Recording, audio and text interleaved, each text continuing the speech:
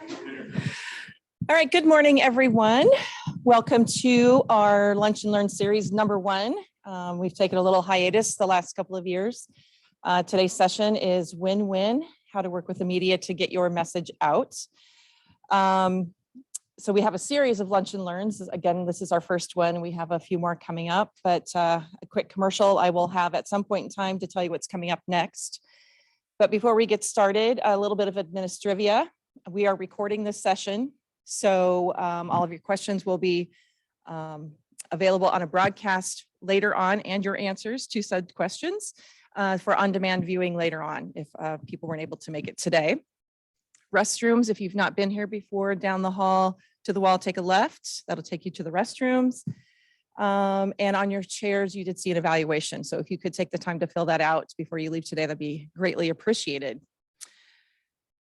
If you have not been here before, this is our Emergency Operations Center, and this is where everything takes place when things go bad in the community. If you are here today, it's because you maybe have a role in the Joint Information Center, which is a part of our Emergency Operations Center, or you may have the opportunity to be in front of a camera, maybe behind the camera, I don't know, but you have an interest or a need to learn more about working with the media to get your messages out. So today, our Lunch and Learn format obviously is a panel presentation, and they are each going to speak and talk about their experiences of working with the media, how you can implement some best practices and things to perhaps avoid to get your messages out.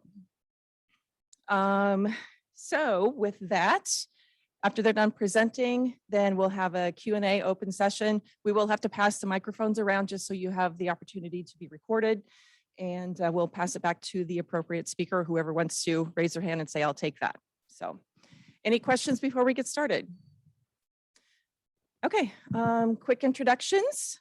We have Wendy Wild, and she is a news director at WHO Radio in Des Moines, as well as the Midwest Region News Director for iHeartMedia. She coordinates and directs newscasts, stories, and more than 20 staff for over 70 radio stations in 6 states, including WHO in Des Moines, WMT in Cedar Rapids, WOC in Davenport, and KFAB in Omaha and Council Bluffs. Combined, in a time of emergency, these stations and their signals blanket the entire state of Iowa. Wendy has more than 40 years of experience in radio broadcasting and radio news. Next to her, Sergeant Paul Parizek. You've probably seen his face a lot on the TV. He's a PIO for Des Moines Police Department. He began his law enforcement career in 1991 and has been with Des Moines PD for 17 years. In those years, he worked patrol, gang enforcement, narcotics, and working in headquarters administration along the way. He's been the PIO for 7 years. And Tom Torpy is the managing editor at KCCI TV. Started there 36 years ago, right out of high school. As a news photographer, and worked his way up into his current position. So with that, I will turn it over to our speakers. I got nominated to be first. Hi, my name is Wendy Wild. In a time of emergency, radio, television, law enforcement, we all turn to public service. Nothing matters more than our community and whatever we can do to contribute. And in fact, for radio broadcasting specifically, we are empowered by the Federal Communications Commission to give emergency information. You've heard the tones on the air, the EAS system. Those emergency alerts need to be very specifically issued. We don't just arbitrarily issue them, but those alerts are not just for severe weather, which is what we hear the most often, of course, tornadoes, blizzards, icy road conditions that could be deadly. But if there's a chemical leak, if there's a massive fire that part of town needs to be evacuated, those are some of the scenarios that might come into play with an emergency announcement and activation of the system. Stepping down from that emergency activation, which, by the way, can come from top law enforcement officials, the governor of Iowa could actually issue an emergency alert, as well as, of course, we're most familiar with the National Weather Service. But we have lower levels of emergency service as well. To me, one that really stands out is Cedar Rapids from the derecho. 97% of the city had no power. One of our radio towers was blown over in a wind that they estimated was at least 130 miles per hour. And people had no power. They couldn't get information in their homes if that's where they were trapped, and most of them were. what did they do? And I was there, I lived in our camper next to a bunch of smashed up vehicles in our radio station parking lot for about 10 days. Boondocking it, if anybody knows what that is, it was really roughing it, but they needed help. And that's what we do. We have a lot of staff. I happen to have a camper. There were no hotels available because of all of the power crews and emergency staff who were staying in all of the hotels. So I was very fortunate to be able to go and help them out and go through the areas where people were 7 days, 10 days without power, 11 days, one man I spoke with. And how did you get your information? They went out to their driveways, sat in their cars, charging their cell phones and listening to the radio. And our staff there went into emergency mode. They played live news conferences, which came from all sectors of society, of the community, from the emergency managers, of course, but from the mayor's office, from the weather service, just whatever. The president of the United States actually flew into Cedar Rapids and he met with the governor there. So they played those, they replayed those, and the community was able to get emergency information even while there was no power inside their homes that way. That's just one example of how we can serve a community in a time of need.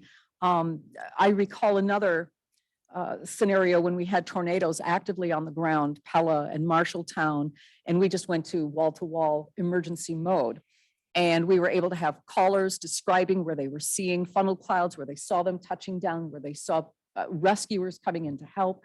And that information, not to be sensationalized, but rather to inform people what was going on, because people were in the dark. You don't want gawkers going to an emergency scene because they're worried and wondering what's going on. We're able to inform. We're able to get AJ Mum on the air with us in times of emergency, which we've done a number of different times. The night of the widespread floods, 2018, I believe it was.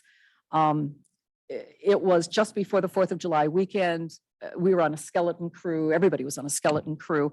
And all of a sudden, these huge storms were rolling in. And we were watching on the television radar as these storms were building in southwestern Iowa and heading toward Des Moines.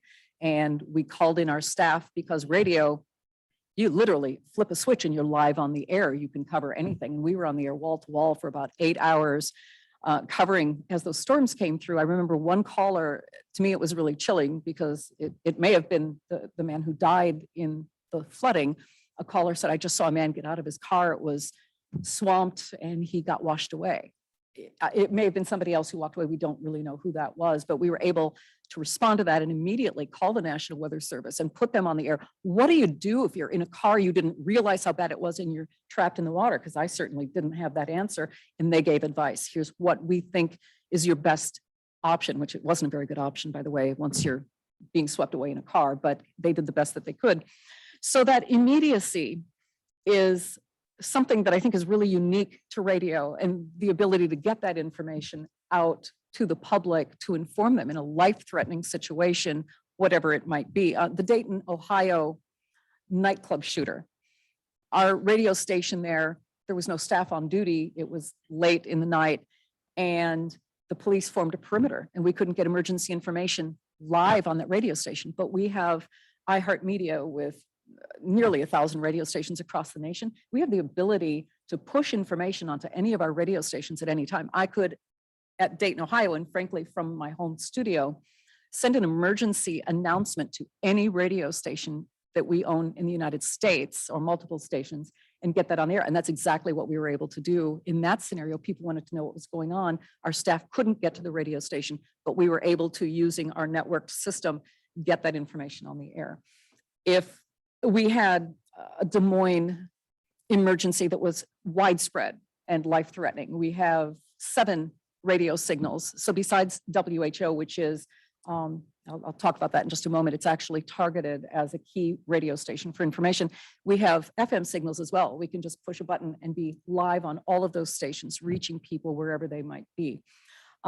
We have something that's really kind of new, because not a lot of people have a transistor radio in their homes anymore. They do have them in their cars, which is something very unique to radio, that we can reach people that way. We have the iHeartRadio app, which live streams, and our research now shows 30% of our radio audience are listening to our radio stations on the iHeartRadio app. You can charge your cell phone up. Some people have solar backup chargers, extra batteries. You've got your car in the driveway, and you can listen to live broadcasts even if you don't have a transistor radio, even if you don't have power in your home. So that is something that's really revolutionary and new, the ability to have live radio anywhere that you are on your cell phone, as long as you've got a battery to charge it up. And another, I think, really important thing that we've learned about radio and these emergency scenarios is when there is a life-threatening emergency, our audience, which is already pretty darn big, grows 2,500%. People turn to radio in time of emergency. So we are there with the information. Now, we don't list school closings and individual smaller business closings anymore because it takes, in a market this size, it would take 20 minutes to go through all of those closings. And frankly, people are getting text messages on their phone, and that's where our research shows they want that information. Their child's school informs them.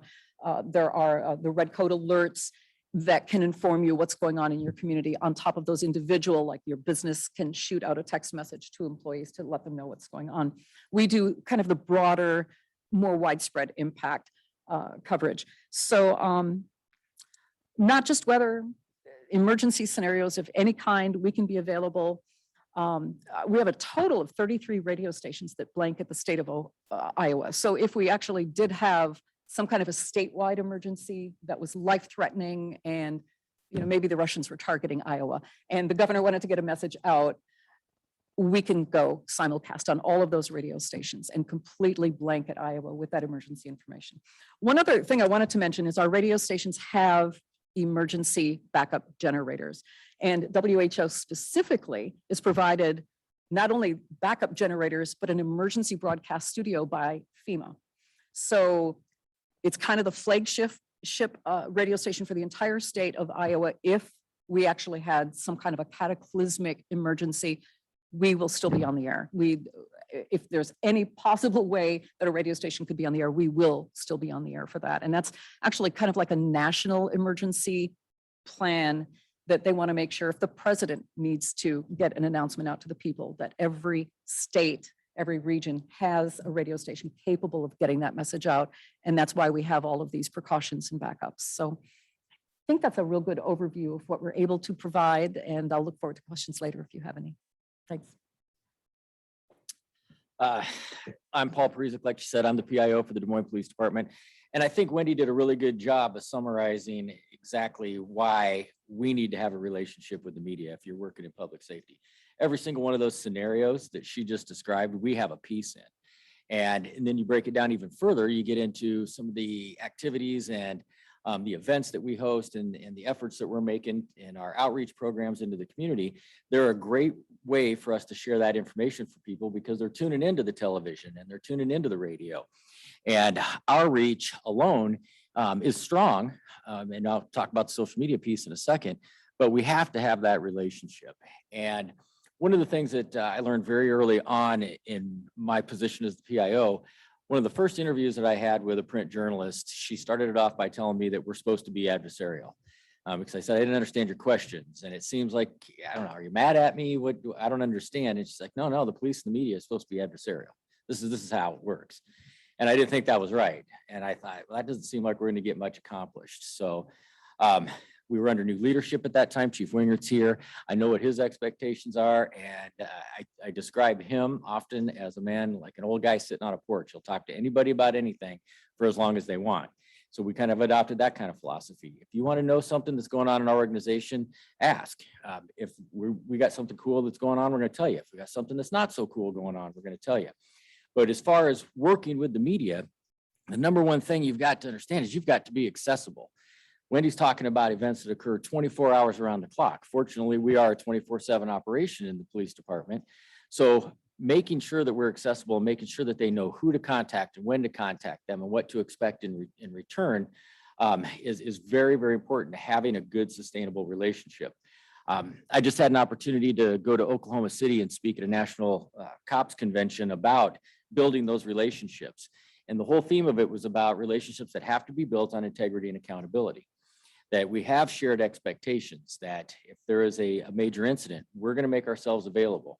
They're going to be there to report on that incident.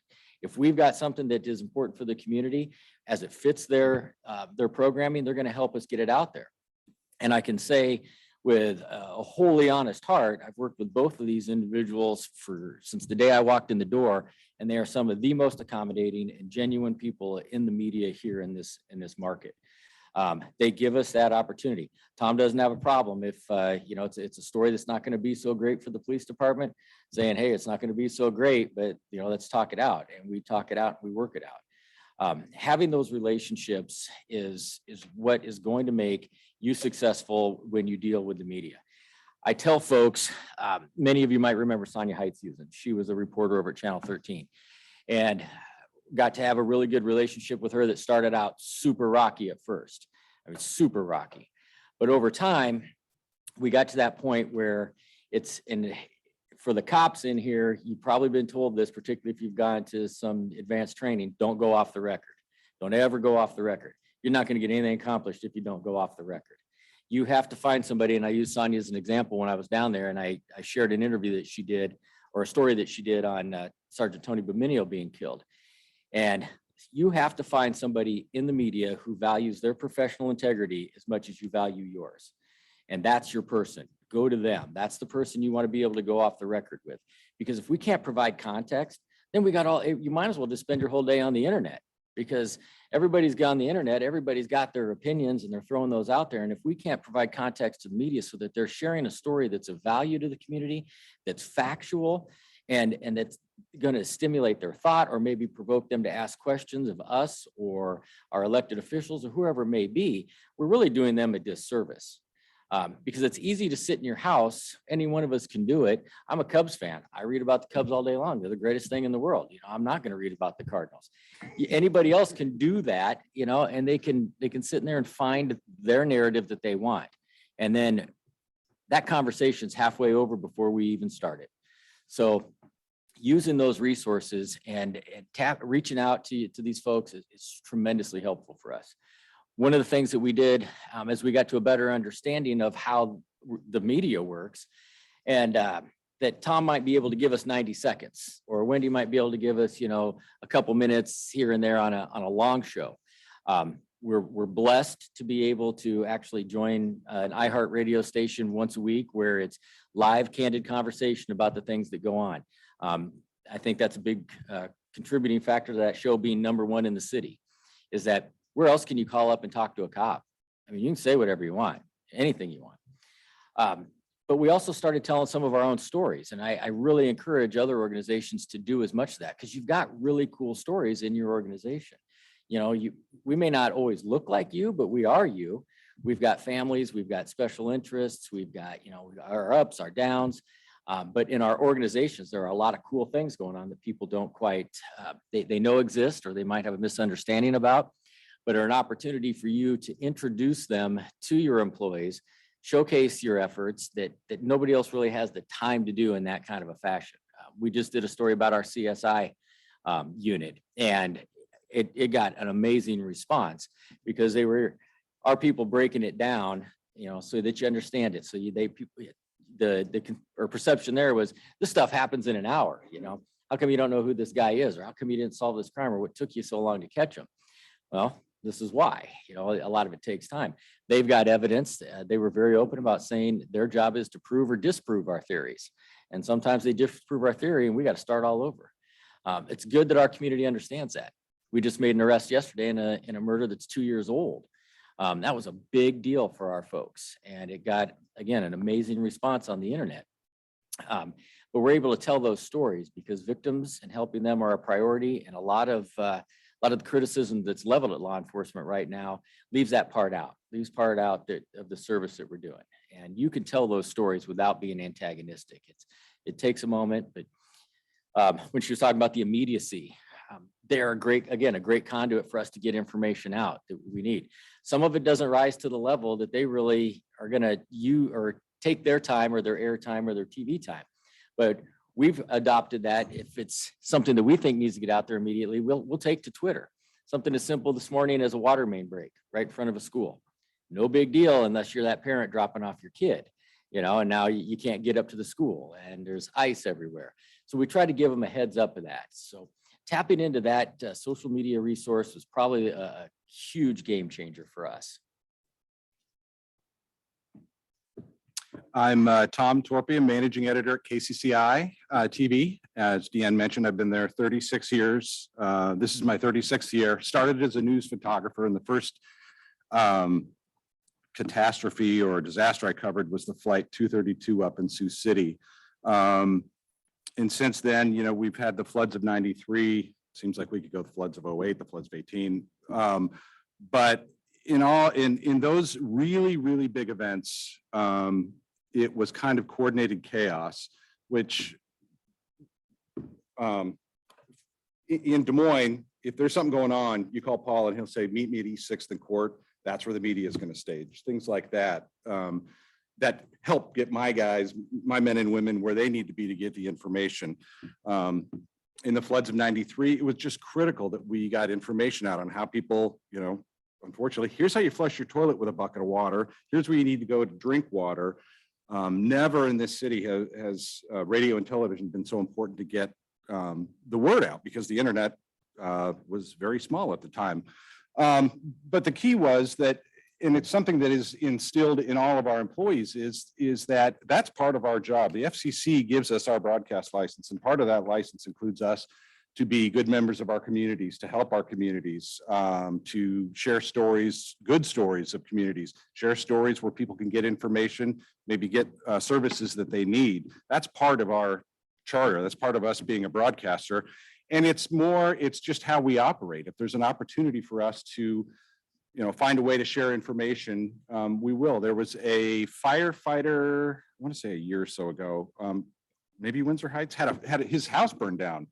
You know, he was on duty at the time. His house burns down while he's on duty, and I don't think he lived in Windsor Heights. Anyway, a GoFundMe got set up to help that firefighter out, and you know, we saw it, and we're just like anybody. We run GoFundMes all the time, but you know, especially for me, this guy's a firefighter who goes out and risks his back, risks his butt day in and day out for us. We got to make sure that we can get this out to everybody we know and see if we can help them out. The relationships that Paul talks about after being in my position as long as I have been are huge. And it is, you know, those off the record times where I'll call Paul and I'll say, you know, I got this phone call from this squirrely guy who says this is going on. And Paul will say, you know, here's the deal, Tom. And he'll tell me, you can pursue this, but I can tell you where it's going to end. You know, this is baseless or whatever, but he'll, you know, it's not like he's saying, don't do a story on that. He just levels with me and says, you can chase this down, but we've had interactions with this individual. So just be aware of that, Tom. When you go out to interview this guy, let us know what he says, because we would like to speak on that too. And I have that relationship with a lot of police chiefs and detectives and people like that, where they want to get a story out, or they want to at least let us know, don't listen to everything you're being told, because it's, you know, it's probably not true. But it is those relationships. And then with Paul and with other officers, firefighters, I'm a member of the Media Council here in Des Moines, and I'm always pushing for good news stories. Give me a story about a couple of firefighters who are on their weekend, they went and, you know, helped build a deck for somebody. Or we've got, you know, a police officer who volunteers time, you know, just good news stories that people are hungry for. I mean, there's a lot of bad news out there right now. And it seems like I say that every year. But what always helps is good news stories, stories that give people hope, stories that inform people. And, you know, the best way that we can do that is with the relationships that we build with all of you and your coworkers. Yeah, it's just the relationships that are built. Oh, one other thing I was going to hit on is social media is really huge. And Paul's done a great job where he'll get something out on social media and you'll see it before a press release even comes out. I mean, it's to the point now where everything is so hyper quick, you know, if you blink, you might miss it. So a lot of departments and stuff are going to Twitter saying, you know, storage shed fire, here's where it happened. Our units are on scene and stuff. It saves a phone call to him. I got an address, I'll send a photographer, and later I can follow up and get information. So the use of social media to get your word out, we'll also share it with us and we'll share it, And then I can't tell you how many times we'll see something on social media with a fire department or whatever that, you know, they've got a cute story. That becomes a great story for us because we're in the business of telling people stories, people impacted by whatever the situation might be. So I would say, yeah, relationship, social media, and I'm happy to take questions after bed. Great, thanks, everyone. I'm just going to open it up. I have a few questions to ask as well, but Chief, AJ's getting you a microphone real quick.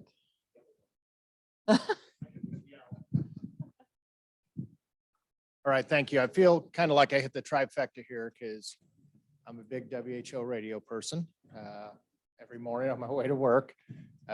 Big KCCI, longtime viewer, and I also kind of have a vested interest in what Paul has to say. But my question is, okay, this is a business. We understand that. You know, you talked about the apps, you talked about the, you know, using social media and all that. You know, it's more than just, you know, me listening on the radio in the morning or tuning in at 6 and 10. How do you decide, good or bad, on these stories? How do you make that business decision about what you're going to air? We, for us, it's really a group of people. It's led by our news director, but we have several meetings throughout the day, 9:30, 12:30, 2 o'clock. And they're basically updates on, you know, how's your story coming along? How's that story coming along? Maybe something has happened. But for us to look at the story, we look at the day's news. And then kind of, you know, sometimes it's a no-brainer. The arrest in the Kingman homicide, that's a huge, huge story. So that one automatically goes. But on a day when there's not, you know, crime or weather or something going on, we really talk to each other about, if we're sitting at home, what do our viewers want to see? When they turn on the TV, you know, how can we get them to keep watching us? Because obviously we are a business and our ratings, you know, we want the highest ratings we can, but we also have to factor in, is this boring or not? And, you know, it's inside baseball to a lot of us. So we all have to kind of take an outside look every single day and look and say, you know, let's lead this. We need to lead with masks in schools again, because tonight is the big school board meeting. We kind of factor in how it plays into our community as well. You know, as Tom said, and because we're in this modern age, right, we do Teams meetings. So our first, we have multiple morning anchors and multiple newsrooms, multiple studios. So we use Teams so we can actually see human faces, which they say is really psychologically good for you. TV people know that. So we can see each other's faces, but we share stories. So 3:45 a.m., 9:10 a.m., 1:15 p.m., 4:15 p.m. every day. Whoever's on duty at that time, everybody joins in, shares ideas. And it's really cool to do that because I thought I shut this thing off. Sorry about that. Some people will have insight or an idea that'll just add to somebody else's thought, and suddenly it gets bigger and bigger. We do want the human story. It's so easy to get caught up in facts and figures. Something happened at 38th and Grand and what time it happened. But what's the human story? And that's really where, as Tom was mentioning and as Paul was mentioning, if you reach out, you know of somebody who did something that's on the down low, it's really cool. It's an amazing story. Let us know. I mean, that is really, I think what we're all hungry for is the human story. What are our neighbors doing? What thing did this person do? What action did they take that warms the heart, especially after the 2 years of pandemic, lockdowns and isolation? We want human contact. We want human stories. And we do try to focus on that when we're looking at stories. But anything that's of interest, anything that you think affects the community about your organization or your business, pitch us, reach out. I'm Wendy Wild at iHeartMedia.com, E at the end of Wild. Shoot me an email, call our newsroom, let us know. And if there's a story there, we'll be on it and cover it. And sometimes it takes time. I've been working on one story for about 3 weeks now. Just trying to get the right people, right. And I don't mean right, like correct, but I mean, like, we want more than one side of the story. We don't just want it to be a one-sided thing. So we're trying to get both sides of the story before we actually go with it. But you might think something is, they wouldn't care about that. But if it tugs at your heart, it'll probably reach other people as well. So do please reach out. I'll follow up with one more thing that, being the old guy in the newsroom now, When I sit in on these meetings, I will sit in the back of the room and people will be bouncing back and forth, you know, this is our lead story, maybe this should be our lead story, and they start to set it up, and I will honestly ask them, why do I care? Why do I care? And I wait for them to answer. And if they can't answer, I follow up with, why do our viewers care? I mean, how many times have you been sitting home in your lazy boy and you look up the TV and go, why do I care about that? Why is this even on TV?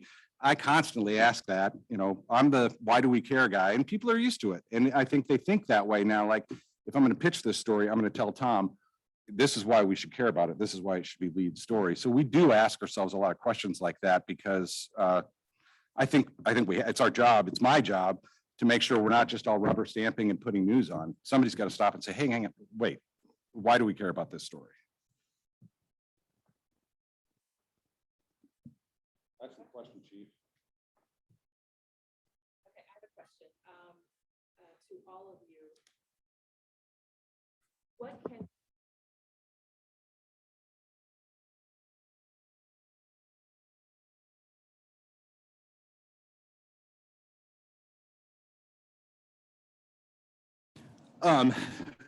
If you're pitching a story on a particular event or program, if you have someone in mind that is a part of that program or is a facilitator, the story idea itself is great, but if you were to be able to say, we have Jim Smith, who's a member of this program, he has been for a year, he could talk to you about how this changed his life or how this changed the way that their department worked, as a way for us to personalize it. If tied into your story idea, because of the internet now, we have our newscast deadlines and everything, but our website is a completely kind of a different monster. It'll take our stories, but it generates its own news. So if it's not really a TV story, it definitely could be a web type story. So in pitching them, if you had somebody that you could, a contact number, say, give Jim a call, he might have more information. He might have some pictures of when they went on this trip, that kind of thing. Because on the website, we're always looking for videos and pictures and things. And I'm not just talking about, caught on camera stuff. It's, kids, volunteers at the orphanage helping the kids.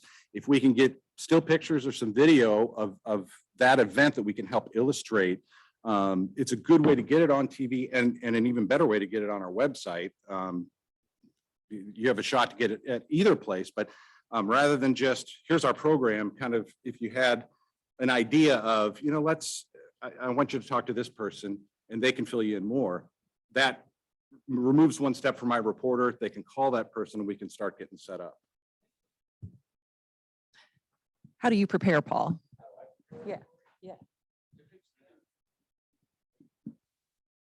Thanks. Thought he might call me out on this one, but I try not to do, if I'm pitching a story to these guys, I try not to send out a 6 o'clock press release or a 4:30 p.m. Friday press release. I did that last night, but that's when we arrested the guy. So I try to plan ahead that if we've got a story that we think might be cool, Run with the Police, our Police Week events. Obviously, they've been canceled for COVID, but we try to get that on their calendar early so that they know it. They've got somebody assigned to it when they come in. If, again, this goes to that off the record relationship, if we've got something brewing, I want to let somebody know, ahead of time, hey, we've got some content that's valuable to this story. You're going to want to talk to us about this. This is coming. This isn't your tip to run a story, but if you're going to go with it, we've got a piece that we want to add. And then as for the law enforcement guys, I think they probably get this, but there's a way that we can talk to anybody about a story without talking about the story. I mean, we can get to a point with a reporter where we can provide context and we can provide a comment that reassures the community that, one, we're not sweeping things under the rug, or that we're going to acknowledge it. This goes for folks in hospitals too. We just had a really high profile incident at a hospital. You can talk about these things without actually talking about them. And there's always a little bit of a hyper awareness with our legal departments and our leadership outside of our buildings about, well, hey, we don't want to talk about something that might come back and bite us. That doesn't work. No comment doesn't work. Not having something prepared to acknowledge that there's an event going on and that you're on top of it, you can do it. And they will help facilitate that. So we make sure that I make sure that we keep them in the loop. The point that we can, everybody's got people in their building that help keep them in the loop also. So we deal with, be prepared for that when that happens. But making sure you've got those people that you can contact and then just reaching out ahead of time, let them know it's coming. So two things kind of pop into my head. Now, I did say that, like sending a text message to your workers, if you're going to have a 2-hour delayed start because of icy roads or something, that's a text message is probably more appropriate for that. If you have a massive fire, if you have to shut the whole plant down for some reason, if you have to close a school because something big happens, we have people in our newsroom pretty much 24/7. There are a couple of spots where we don't, where they might be in a studio working on a newscast, but we are there. And by the way, we're getting an emergency cell phone so that I'll get to sleep with the thing. So you'll never miss a call. We'll never miss your call. But we have anchors 24 hours a day. We have newscasts 24 hours a day that we can get that widespread emergency message on the air. If it's something that affects not just 30 people, if it's something that affects the whole neighborhood, something important is happening, you need to get the word out, your entire employee roster, we can get that information on the air. You just need to let us know. We do, like Tom mentioned, it's really an awesome, and like Paul does so successfully, we do watch social media as well. If you're posting on social media, but there's always a chance we're not going to see your post. So it's much better to notify us if you can. The other thing that I wanted to mention to you is that we have a besides coverage of severe weather or emergency scenarios, we also have a traffic center. And it's one of the big things we do. We do traffic every 10 minutes in the morning and the afternoon drive. And if there's a special event, such as when we had recent funerals for our officers who passed, we did special traffic reports to let people know where that was going on, what was going on. We were broadcasting live as well, as KCCI and our other broadcast outlets were. But we can also inform people of traffic problems, where they're coming from, where they're going to ahead of time so that they don't get themselves stuck in an 72 car pileup that happened just south of Ames. We can give you a heads up on that. So there's that as well. But 24 hours a day, we can pop on the air on any of our radio stations and give your information if it's something that you think affects a lot of people. So there's that.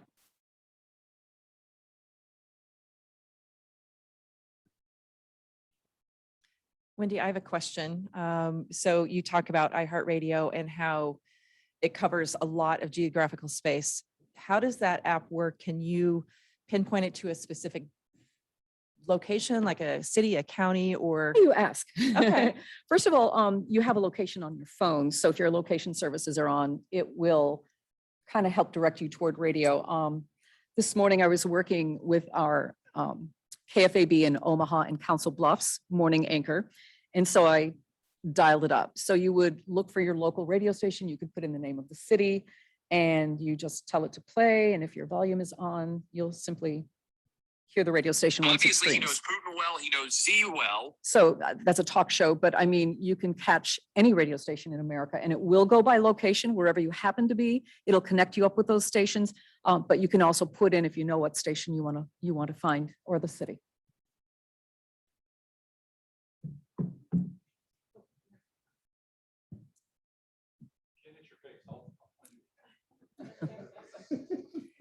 So looking at the audience, me included in this, I have been in front of the camera a handful of times. So what do you recommend to those sitting in the audience or might view this later about training or how to get better to be in front of the camera? What's your trick? What we found, I don't know. I contend to this day that I was put in this spot because I've been a talker my whole life. And somebody's been watching me do it for several years. I didn't have any PR experience and it was kind of rough at the beginning a few times. What we found works for us, and I think Tom and I've had this conversation before, is plain speak. The one thing we hear back from the community, the feedback we get most often is that, we understand what you say. We feel like everything's going to be okay when you get done saying it. And I think that's just wearing your heart on your sleeve when it's appropriate. Not using big words that nobody understands. I could talk all day long about, gosh, I don't even know the big words, our traffic unit. I tell them to talk to me like I'm 5 now. And basically that's about a really good idea there. And one other thing that Wendy mentioned, when she mentioned the funeral processions and those events that surrounded our officers being killed in 2016. That kind of stirred something in my head that Dave Busick and I had a conversation with. And if you don't know Dave, he was Tom's boss forever and probably the most respected journalist in Central Iowa. I actually sat down and interviewed him before I went to Oklahoma City to put on this presentation. And he said that what we did in 2016, he felt like he wasn't sure if we understood us right the first time because they're going to do what, we brought everybody from the media into our building and we had a roll call with them and we walked them through every step of the process. We did everything we could to help facilitate the best camera locations for the best shots. We answered some really goofy questions from some journalists, how fast are you guys how fast are you going to go on the freeway? And we're like, why does that matter? Well, because we want to get a car in front of you and we want to be able to see the procession. So we learned a lot and we helped facilitate making sure that they had a live feed. And then KCCI fed that out to all the other news stations. And that was a learning experience for me because I didn't know they got along that well. I knew it's a business and I knew they were competitors. I didn't know they shared that, but doing something like that where you can get in and we laid the ground rules when we went in, everything's off the record in here. Nobody's writing a story about this meeting and everybody agreed and everybody honored it, which was very impressive. But we were able to have a lot of candid conversation and that was really important in that time because we had a lot of people, including this entire community that were grieving and we wanted to make sure we handled it right. So doing that was a big step, I think, in the relationship as we move forward from there. Dave also summed up the relationship as, and this is his exact words, and he chuckled when he said it. We want to take information and we want to stand on top of a building and scream as loud as we can, and we got a good reason to do that. And you guys want to hold this information close to your chest and not say a word, and you've got a good reason to do that. So where do we go from here? So keep that in mind, as long as we understand our role. And their role in the community is just as important as ours. I mean, we're all kind of working together to weave that security blanket that makes our folks feel safe. So the relationships, and we've all said it, and it probably sounds like a broken record, but I mean, we've had a lot of good times together. He chuckles when I say it, but we were going to duke it out one time, and I thought he did my cops wrong. He thought I did his reporter wrong, but having that relationship, we were able, to talk through it and everything's good now. And that's the way it is. And I can't overemphasize the value there. As far as the on-camera portion goes, first of all, just relax. You're only talking to tens of thousands of people or hundreds of thousands of people. As a news photographer, I used to tell people, just pretend I'm not here, with these bright lights and this microphone I've hooked to you. How do I not? The thing that when we're doing, an interview, it's obviously we're recording it. We're a field crew. We're recording it, and my reporters will often tell people if you say something you don't like, or if you say something you shouldn't, stop and then just start over or let me know. I'm going to start this again. And we're never ever going to go back and air a blooper or air part of a like you screwed a word up or whatever. You can ask the reporter. They might not be able to tell you specifically what questions they're going to ask because it might just pop in their head as they're interviewing you, but you might say, what areas do you think you want to cover in your interview? So I'm prepared for it.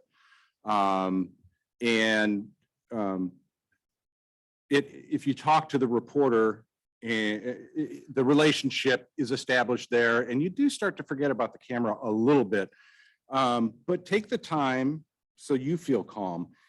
If you've talked to the reporter, the camera's set up, the lights are set up, you're wearing the microphone, you feel like you're going to faint, just say something and say, listen, I want to know a little bit more about what you're doing with this story, or, when's it going to air? Just give me your spin on this story to the reporter, and they're going to tell you. They want to get you to be able to tell them exactly about your story in probably 8 to 12 seconds. A nice, good sound bite where you sound smart and everything else. So they're going to give you all the time in the world just to get yourself together. And at the end, they'll usually say, or you could do this yourself, if you think of something after you've answered a question, at the end of the interview, they're going to say, is there anything else you want to add? That's a great time to jump back in and say, I was going to hit one other point. But pretending it's not there is not that easy. but the relationship, at least I like to think that with my crews on the streets is professional. And when you deal with them, they're going to be professionals and they're going to give you however much time you need to get yourself put together and do the interview. The other thing I will tell you is technology is awesome. And now we are to the point where if we wanted to carry a press conference live, I have an app on my phone, TVU Anywhere. It'll allow me to go live anywhere. And as some of you have found out, we're starting to carry press conferences live, depending on what the topic is. But with the COVID press conferences and stuff, we were constantly carrying those. So we're usually carrying like a little backpack unit, and it just looks like a gear bag. And when you're up there, if you're holding a press conference, before anything gets going, before the lights are on, check with the crews that are there. Are you going to carry this live? Is this live? Just so you know that, okay, if I screw up, I can start over. Well, if two stations have you live on their website, just keep that in mind so you can correct yourself as you're talking or whatever. But don't be at all surprised, because it's so easy now for stations and radio stations to be able to carry something live, on Facebook or whatever at a moment's notice. I would say for radio, don't worry about what you look like. Just, but I would suggest thinking about who is the most passionate and eloquent and knowledgeable about your topic in your organization, because that's the person who, once they forget there's a microphone, and eye contact really helps. When you're talking to somebody and you're looking at them, you're nodding at them, they forget there's a microphone, and then they just get comfortable. And if the person is already knowledgeable, eloquent, and passionate, it's going to come through. And Paul had mentioned that adversarial news police thing. And if news media asks you a question that you're like, geez, we really don't want to go there, the people out in the community are thinking the same thing and wondering. So we're not going to ask you something trying to get you in trouble or trying to put you on the spot. We're going to ask the same questions that the people in the public are going to want to know about. If you don't want to go there, you can just say, I'm not prepared to answer that.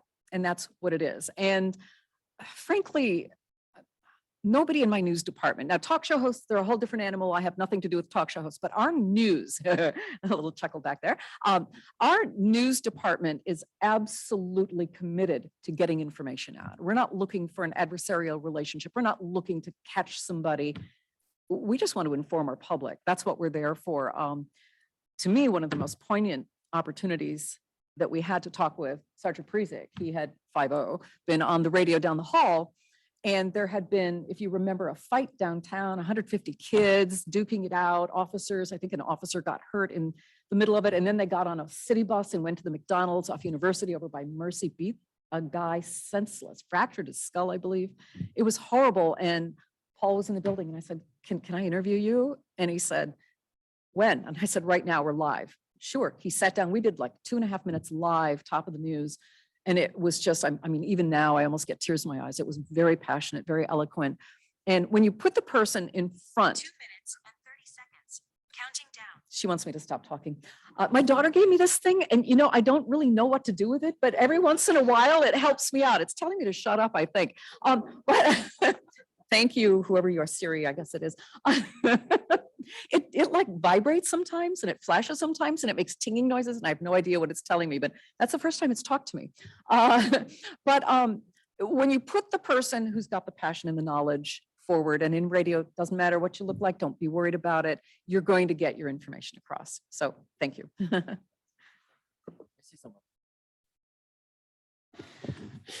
They both talked about going live, and what I found, at least for me, when I first started, was I was petrified of it, absolutely petrified.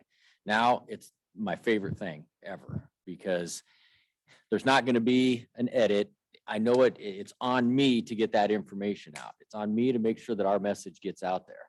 And you can essentially say anything. And that's really, really important, because when you've got that microphone and you got that opportunity, that open air, take it and run with it. I really enjoy that part, because we do get an opportunity to sometimes go down roads that maybe they don't have time to go down. And Wendy talking about the adversarial relationship, I don't think anybody in the room is going to say that every single one of our cops is always doing everything right, and that every single journalist in this town is doing everything right either. Keep in mind, it's a business. They are in a business. And if you got, somebody mistreated you in any other business, would you continue to do business with them? And that's a discussion you have with their supervisors. And don't be afraid to have that discussion, because if somebody's not following the ethics of their industry, just like if we weren't following the ethics of our industry, you've got every right to ask them and hold them accountable. And that's a lot of what we talked about when we were down in Oklahoma City. Cops have said historically, they've been afraid to hold journalists accountable because what are they gonna say about us next? You know, what comes next after that? I think we're getting to that point. Well, I know we're here in Des Moines for the most part. You know, you're always gonna have that one-off, but I think we're at the point now where everybody's on the same path, at least as far as what we want the end goal to be. Other agencies, when I heard some horror stories talking to some of these cops from around the nation, and that's where we started emphasizing, get that social media, get your following going so that you can get those stories out there. But don't be afraid to if something bad's happened or you think somebody's violated the ethics of their industry, hold them accountable, just like they hold us accountable. And you're going to find out that a lot of times a boss will say, yeah, that was absolutely wrong and I'll take care of it. I've had journalists come and apologize. I've had to apologize to journalists for the way our officers acted at a crime scene or at a fire or something like that.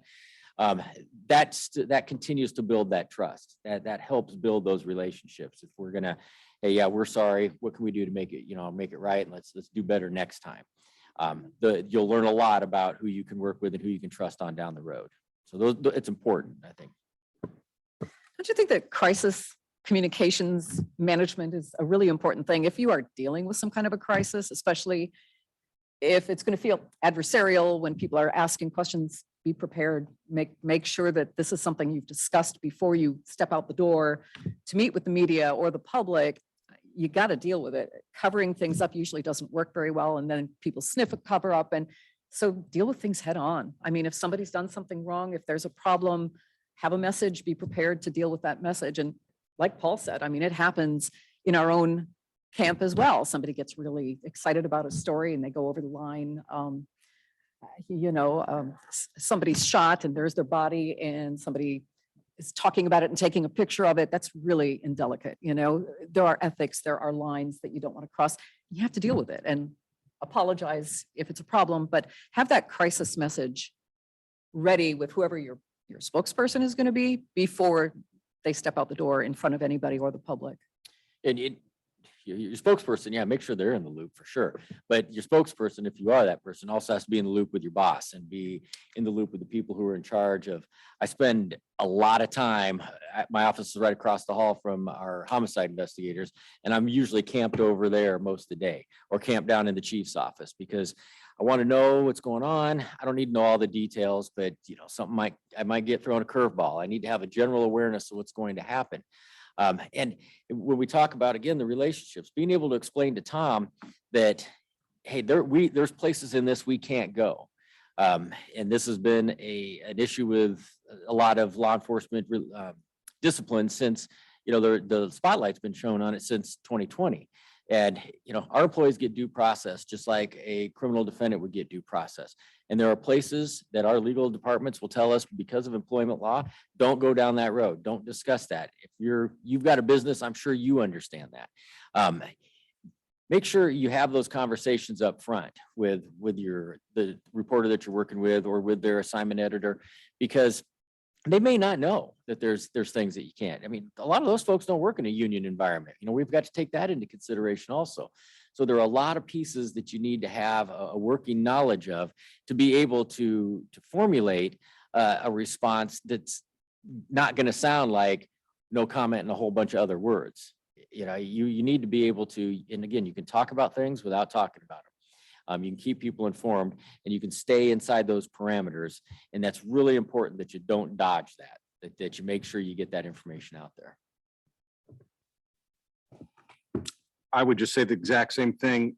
If you were to have a run-in at all with any TV crew or radio crew, well, especially with KCCI, that's how I started, was a news photographer. So I'd stand around outside, the burned out hulk of a house until 3 a.m, waiting for the sergeant to give me information that I could take back to the newsroom.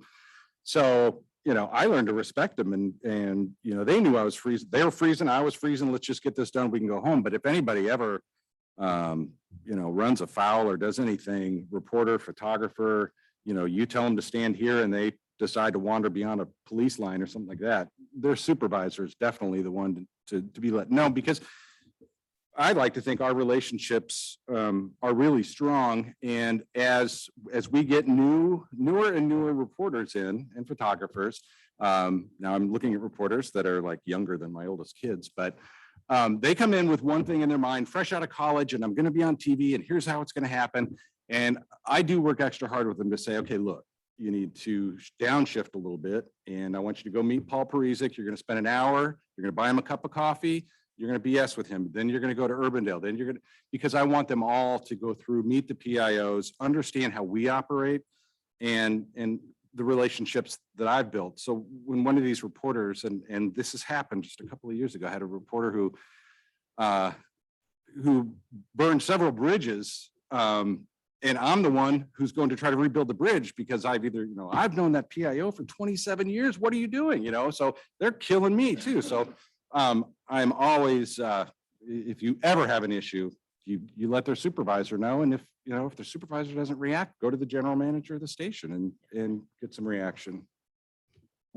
So to take that just a little bit further, something we do with our academy recruits is I'll go out there and I'll talk to them about what our policy is, and that's another thing. But I also talk to them about what they can expect at a scene from journalists and what the journalists are going to expect from them. They know in this town that those cops that are on the perimeter of a crime, they don't know what's going on in there.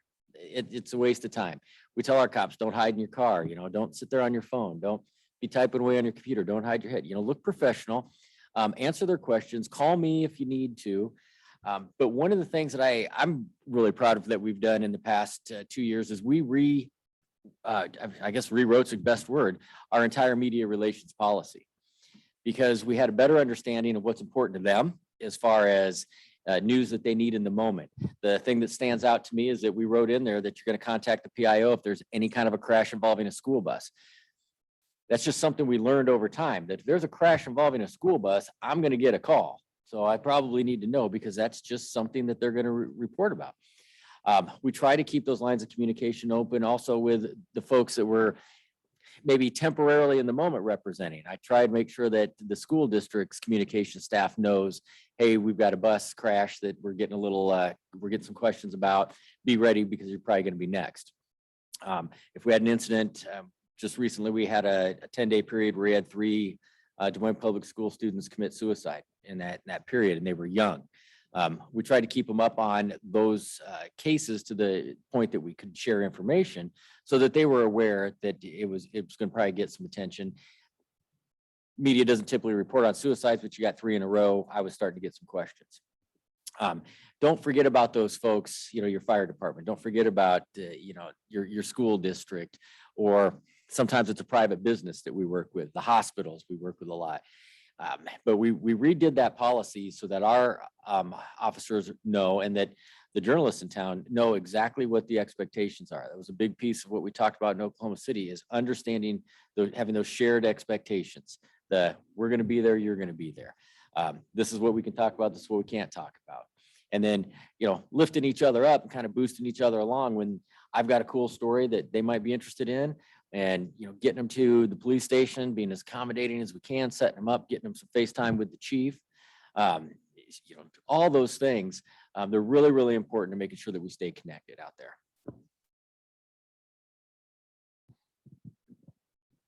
I was just going to comment that I'm sitting here in a room and I don't know most of the people in here anymore. I do know Dana. I do know Tom. Paul, we've met before. You may not remember it.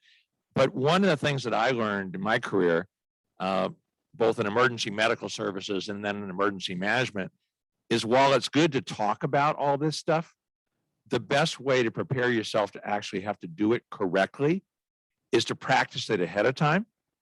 And I would suspect that if you're here at this lunch and learn that you have some role in your particular agency that might have you in front of the camera at some point.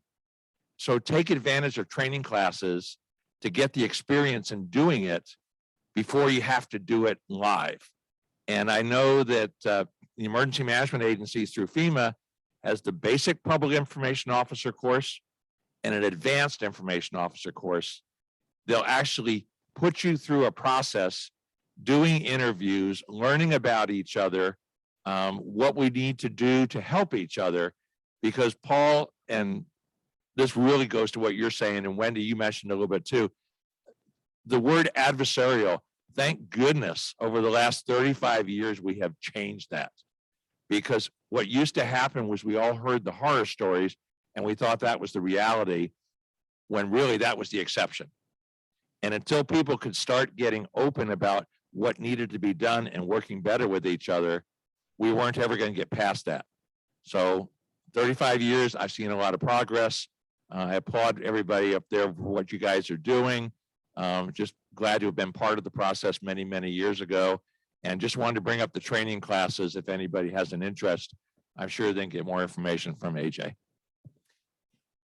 You know, in response to one thing that you said there, or maybe just to kind of lift that along too, is we had a chief of police in 1895 and we found our annual report from 1895. And I've used this, and I don't know how many of our stories on Facebook, but Chief Ford actually said that, you know, while we want to have that constructive criticism because it makes us better, when the harshest criticism comes, if the truth was really known, a commendation would be in order. And that was 1895. And think about how important and relevant that is today, that we make sure the truth's out there so people really know. I've seen Tom's crew get jacked up and beaten up on the internet, and I'm sure he's seen it with us too. And you're like, no, that's not how it happened. You know, so, you know, making sure that we do everything we can to make sure that the truth is out there and that both sides are heard is more important now than it's ever been. And you can't do it without the partnership. Great closing. Thanks, Paul. Thank you, Wendy. Thanks, Paul. Thanks, Tom. I really appreciate it. And thanks everybody for coming today. We are right at an hour, I believe. So thank you for your time today. Make sure you fill out your evaluation and leave it on the table as you exit. But any last minute questions, comments? All right. Thanks, everyone. Stay warm.